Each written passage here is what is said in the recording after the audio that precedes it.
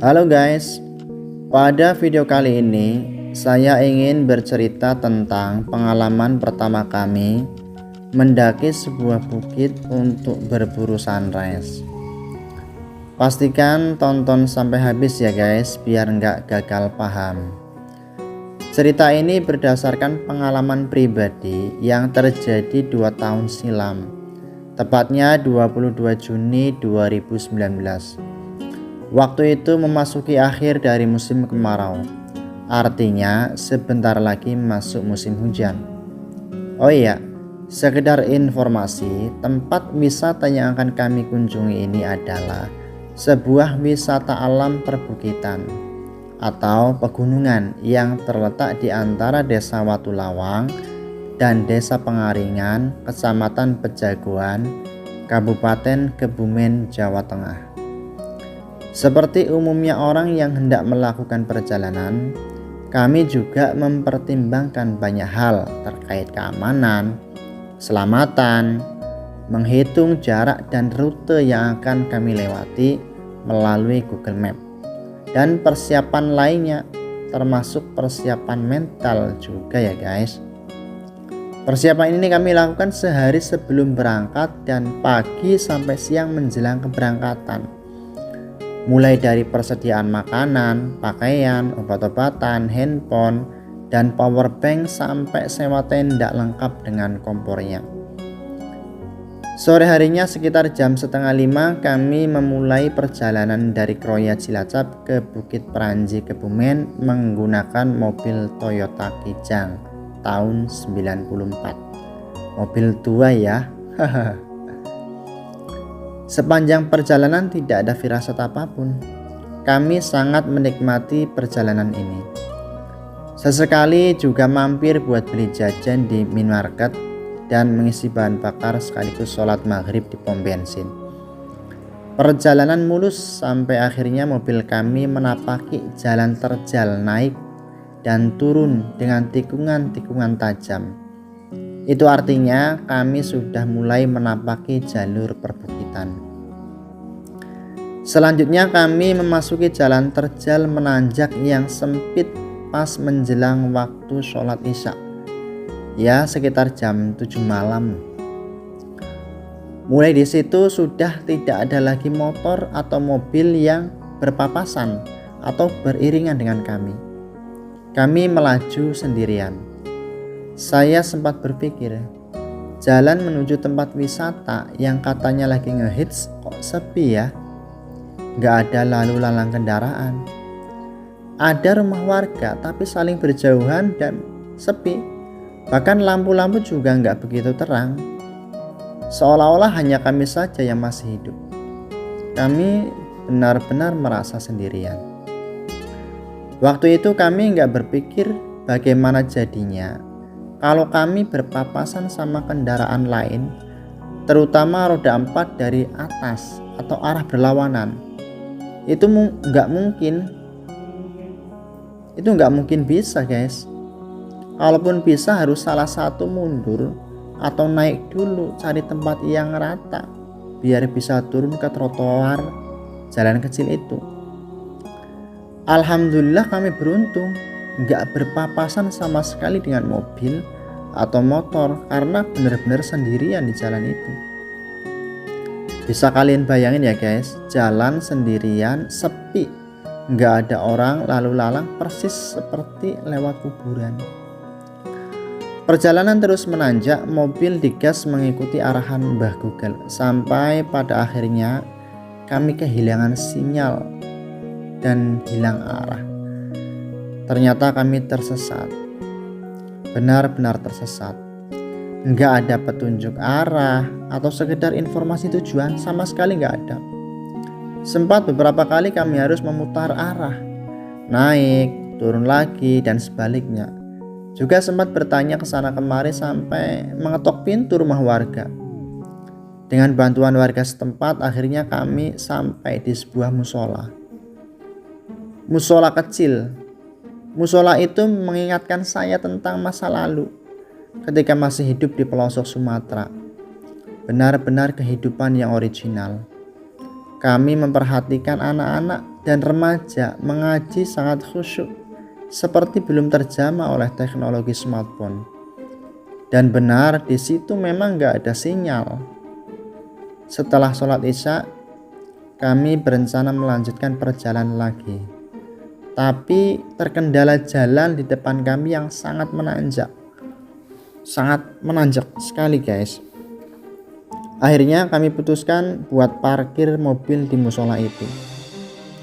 Selanjutnya kami menapaki jalan terjal di depan kami hingga akhirnya bingung, gak tahu mau kemana arahnya. Karena gak ada tanda-tanda ada tempat wisata di situ. Yang terpampang di hadapan kami hanya gelap, sunyi dan mencekam. Kami merasa terasing dalam kegelapan. Kami bertanya-tanya dalam hati, di mana tempat wisata itu? Adakah wisatawan lainnya? Kok sepi gak ada orang? Apakah di sana nanti aman? Kira-kira berapa lama lagi sampai ke sana? Dan seabrek tanda tanya di dada. Sekedar kalian tahu, kami 7 orang. Saya dan istri beserta 2 anak saya yang berusia 7 dan 11 tahun. Sepupu saya dan suaminya beserta anaknya yang berusia 8 tahun. Sesampainya di dataran tinggi yang agak rata, kami semakin bingung. Ada 2 jalan yang sama-sama gelap, gak ada lampu. Karena jalan itu memang udah gak ada lagi rumah warga, seperti ujung perkampungan. Tiba-tiba ada yang menghampiri kami.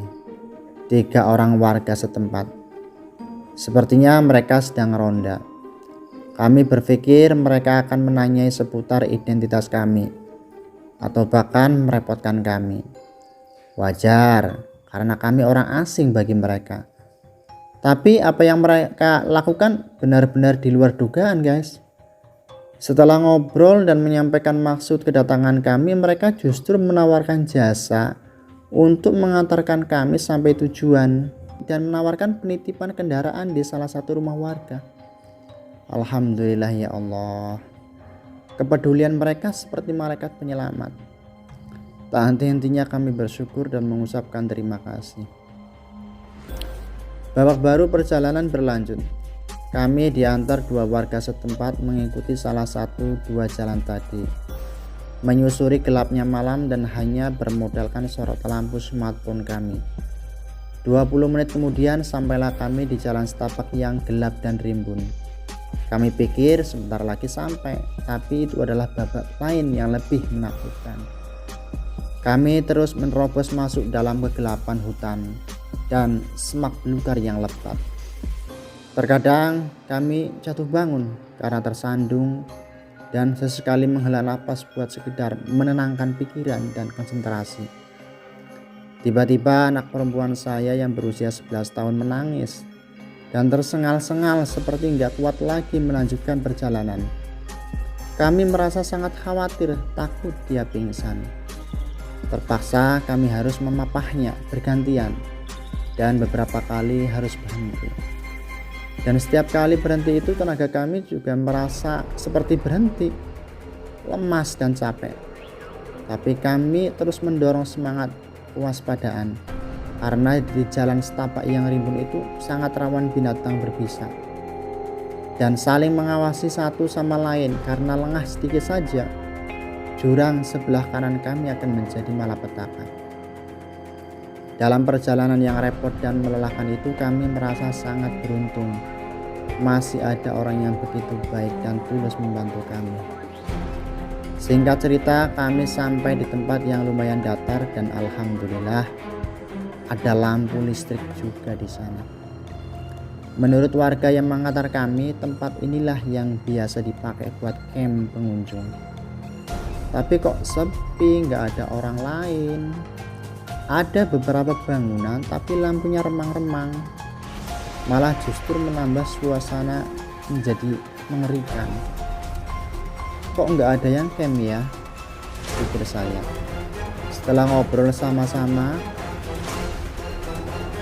akhirnya kami putuskan pasang camp di situ. Selesai pasang tenda, saya memberanikan diri bertanya, "Mas, sebenarnya tempat melihat sunrise-nya itu di mana sih?" "Oh, di sana Mas, di atas," jawab beliau. Setelah berpikir sejenak, akhirnya saya dan dua warga tadi memutuskan naik lagi ke puncak bukit. Pikir saya, kalau mereka udah pulang nanti setidaknya saya udah tahu tempatnya. Jalan menuju ke puncak cukup sulit. Harus ekstra hati-hati karena jalan setapak sempit. Naik turun bebatuan, merayap, dan melompat-lompat. Intinya harus hati-hati, terutama pemula seperti kami. Sesampainya di puncak, tempat di mana biasanya para pemburu sunrise mengabadikan momen mereka, ternyata sepi, nggak ada orang juga. Bukit batu menjulang tinggi di atas awan. Tampak dari atas itu lampu-lampu pemukiman warga kerlap-kerlip di bawah. Oh my god. Kami mau masak air pakai apa? Termos juga nggak bawa. Kami terpaksa memutar otak gimana caranya bisa memasak air buat kopi dan menyeduh mie instan. Setelah mengitari kesana kemari, alhamdulillah kami menemukan panci besar kotor di dekat sebuah bangunan. Mungkin punya salah satu pengunjung yang tertinggal.